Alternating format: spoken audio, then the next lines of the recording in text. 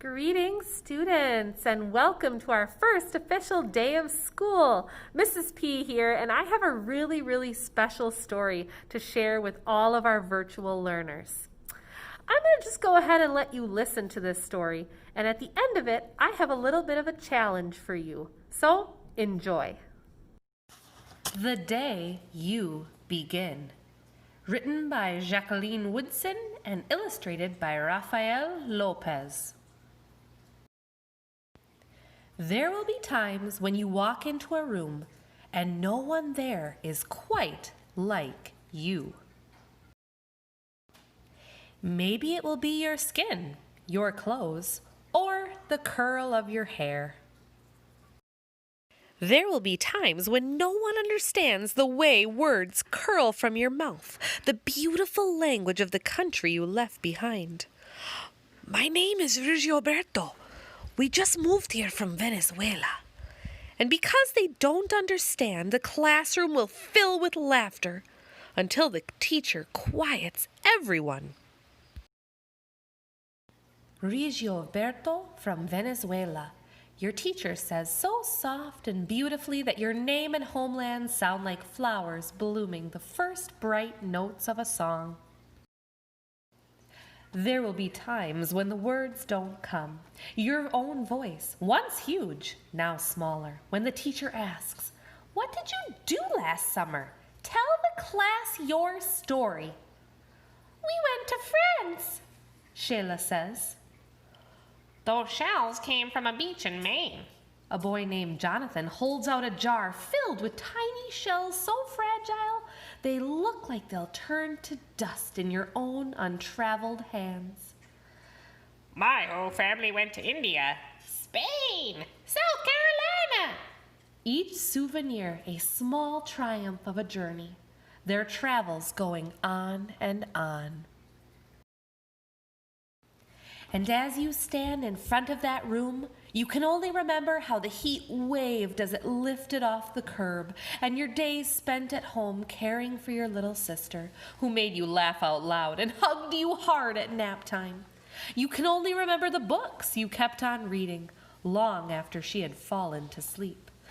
And in that room where no one else is quite like you, you'll look down at your own empty hands and wonder, what good is this when other students were flying and sailing and going somewhere? There will be times when the lunch your mother packed for you is too strange or too unfamiliar for others to love as you do. When even your own friend Nadia will wrinkle her nose and say, "What's in there anyway?" And you'll wonder how she doesn't see the rice beneath the meat and kimchi. You'll wonder why she doesn't remember that rice is the most popular food in the world. There will be times when the climbing bars are too high, the run is too fast and far, the game isn't one you can ever really play. "I don't want him on our team."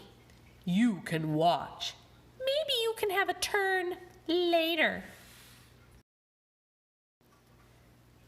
There will be times when the world feels like a place that you're standing all the way outside of. And all that stands beside you is your own brave self, steady as steel and ready, even though you don't yet know what you're ready for. There will be times when you walk into a room and no one there is quite like you until the day you begin to share your stories. My name is Angelina, and I spent my whole summer with my little sister. You tell the class, your voice stronger than it was a minute ago, reading books and telling stories, and even though we were right on our block, it was like we got to go everywhere. Your name is like my sister's, Rigoberto says. Her name is Angelina too. And all at at once, in the room where no one else is quite like you, the world opens itself up a little wider to make some space for you.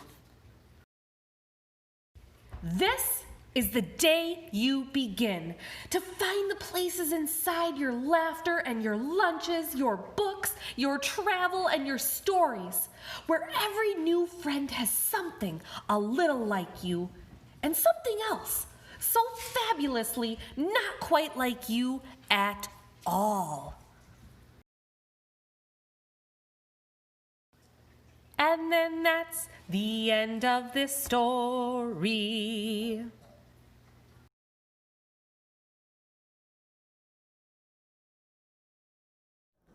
Now that you've heard our story today, you're ready for my weekly challenge. Now, really, your assignment is to try to get signed into Google Classroom this week and get familiar with your Chromebook. But here's the other challenge I have for you. You listened to our story today about somebody telling their story from summer. Our main character in our story, well, she just wasn't able to compete with all the other students who were traveling to places like Spain and Mexico and showing their souvenirs from all their travels. But she sort of realized that you don't have to go anywhere to have a wonderful summer. Now, if you're like me, you were stuck inside your house a lot this summer during the pandemic. But I just want to know, what's your story? So go ahead and make something this week that tells your teacher about your summer story. It could be a puppet play. You could draw a picture. You could do some stop time motion. You can do anything you want. But tell me, who was in your summer story? What did you do? What are you proud of? Your challenge today? Tell your story. I can't wait to see what you come up with. Have a wonderful week, virtual learners. Talk to you soon. Bye-bye.